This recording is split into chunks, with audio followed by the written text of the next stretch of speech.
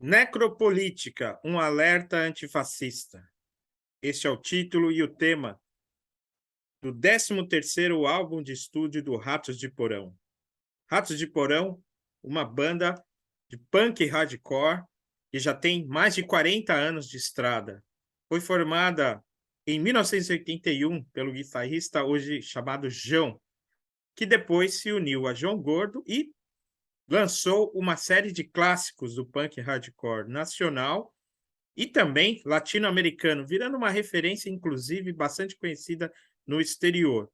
Bem, eu não tenho toda a discografia do Ratos de Porão, mas tenho aqui algumas das obras-primas que essa banda lançou, como o álbum Brasil, de 1989, que é um verdadeiro clássico, né? E que eu comentei no vídeo que falei de diversos discos aqui da minha coleção.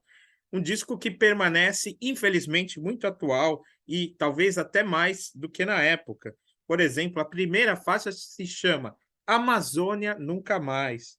Temos aí todo o retrocesso, é, o país falido, o plano furado, a farsa nacionalista, né, que permanece ainda atuante. E tivemos também o outro clássico que surgiu no ano seguinte, em 1990, o Anarcofobia. Bem, a Anarcofobia traz uma faixa chamada Igreja Universal, que dispensa maiores explicações. Bem, a banda lançou vários clássicos do punk hardcore com uma pegada também crossover, né? Quase que um thrash punk, né? De bandas como DRI, Discharge, GBH e outras. Bem, tem o clássico Crucificados pelo Sistema, né? Que é o primeiro disco da banda, que depois foi relançado com um título invertido chamado Sistemados pelo Crucifa.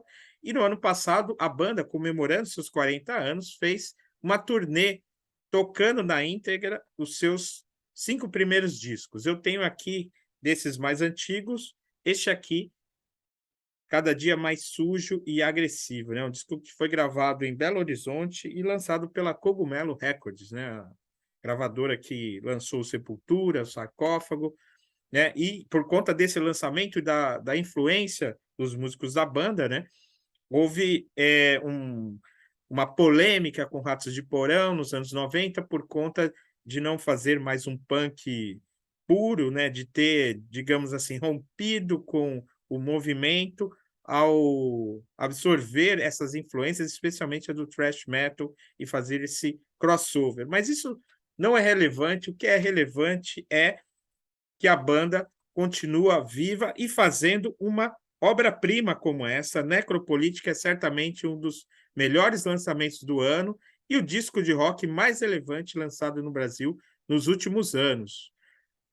Pelo tema, pela musicalidade, pelas letras. Temos aqui Necropolítica, um disco que contém 10 faixas e que tem cerca de 31 minutos. Temos como primeira faixa, logo de cara, o Alerta Antifascista, que traz letras, como sempre, muito inspiradas do João Gordo, que começam da seguinte forma: do buraco do escárnio, gente tosca e ignorante, ódio branco e inoperante, analfabeto funcional, viram na besta assassina um criminoso ultrajante, o mau representante da mentira, dor e caos. E aí começa, né, a falar do genocida depravado e sabemos muito bem de quem se trata. Este álbum, então, é implacável em sua crítica. Crítica ao governo e à sua inoperância e à política de morte que esse governo promoveu ao deixar de lado todas as medidas sanitárias minimamente necessárias para evitar a tragédia que tivemos com quase 700 mil mortes. Né? Por isso, o título Necropolítica, né, é bastante apropriado. Necropolítica é o nome da quarta faixa do disco. Né? Para falar de necropolítica, eu vou fazer aqui uma breve digressão filosófica, né? Porque necropolítica remete ao título de um ensaio de um intelectual, pensador de origem camaronesa chamado Achille Mbembe, algo assim, né? que publicou um ensaio em 2003 que virou um livro, né, chamado Necropolítica, em que ele desenvolve, né, o conceito que foi originalmente criado por Michel Foucault, né, e desenvolvido nas suas aulas do Collège de France nos anos 70, especialmente nesta aula que foi publicada no formato de livro com o título Em Defesa da Sociedade, em que o Foucault relata como a governamentalidade moderna, né, opera com as populações num regime em que controla, né, esses fluxos populacionais com medidas sanitárias, né, digamos assim, organizando, né, como as pessoas vivem. Isso seria a biopolítica. Mas esse conceito ele foi ganhando complexidade, né, por conta da referência que já o Foucault faz com a Hannah Arendt, né, que no seu livro dos anos 50, Origens do Totalitarismo, ao analisar os fenômenos do antissemitismo, do imperialismo e do totalitarismo soviético e nazista, falou justamente dessas políticas de morte, né? De como o campo de concentração virou um espaço de atuação de poder.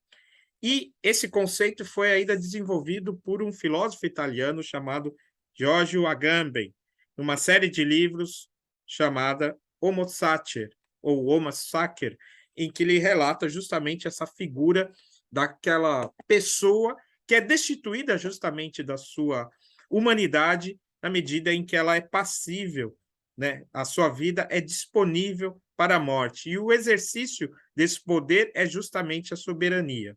Mas esse poder sobre a vida dos indivíduos é também um poder sobre a morte. E é esta a abordagem do Achille Mbembe neste livro aqui, cujas palavras finais resumem a sua abordagem, e eu cito. Neste ensaio, né, de fato foi um ensaio que ele escreveu, né, um texto de mais ou menos 30 páginas, que depois foi lançado no formato de livro, ele diz: neste ensaio, propus que as formas contemporâneas que subjugam a vida ao poder da morte, necropolítica, reconfiguram profundamente as relações entre resistência, sacrifício e terror. Tentei demonstrar que a noção de biopoder é insuficiente para dar conta das formas contemporâneas de submissão da vida ao poder da morte. Além disso, propus a noção de necropolítica e de necropoder para dar conta das várias maneiras pelas quais, em nosso mundo contemporâneo, as armas de fogo são dispostas com o objetivo de provocar a destruição máxima de pessoas e criar mundos de morte, formas únicas e novas de existência social, nas quais vastas populações são submetidas a condições de vida que lhes conferem o estatuto de mortos-vivos. Bem, e certamente, né, ao ouvir e ler as letras de João Gordo no Necropolítica, nós notamos a influência, não apenas a inspiração pela palavra necropolítica, mas todo o pensamento do Mbembe, né? Então, nós temos na faixa título as seguintes palavras: necropolítica, necropoder, poder decidir quem deve viver, poder decidir quem deve morrer, né?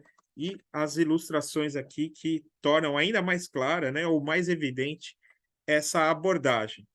Bem, então nós temos, como eu disse, um disco muito interessante, né, que traz também uma sonoridade bastante agressiva, como é típica do Ratos de Porão, muito bem executada pelos músicos que aproveitaram aí o período da pandemia para realmente compor, né, canções muito boas, faixas diretas, né? Eu gosto muito da terceira chamada Passa Pano para a Elite, né? Uma música que compõe também essa ideia de que nós não tivemos apenas uma pandemia, uma emergência sanitária, mas uma crise social e política profunda que causou tanta morte. Então, Passa Pano para a Elite faz referência, né? Não apenas à mera corrupção, mas o vexame mundial que o país, né, que nós tivemos, né, por conta desse governo que fez de fato, né, de tudo, né, mas não o que era minimamente necessário, que era combater a pandemia de maneira séria, né? Então, a referência aqui à cloroquina, ao gabinete do ódio, que é uma das faixas, eh, ao fato, né, do governo ter praticamente lançado as pessoas à morte, ao, ao lançá-las para a aglomeração sem máscara, né? Tudo isso é bastante evidente, né? Então as letras realmente não estão aqui para, né, oferecerem enigmas para o pensamento, pelo contrário, estão aqui como uma mensagem clara de uma ação que deve ser efetiva contra a ameaça fascista, né? Então é isso que devemos fazer, né, neste mês de outubro de 2022, um momento crucial na história desse país. Muito bem, então esta foi a resenha da necropolítica, esse alerta antifascista do Ratos de Porão. Continuem acompanhando o canal, se inscrevam e aguardem novas resenhas aqui neste canal. Até a próxima. E vamos derrotar o fascismo.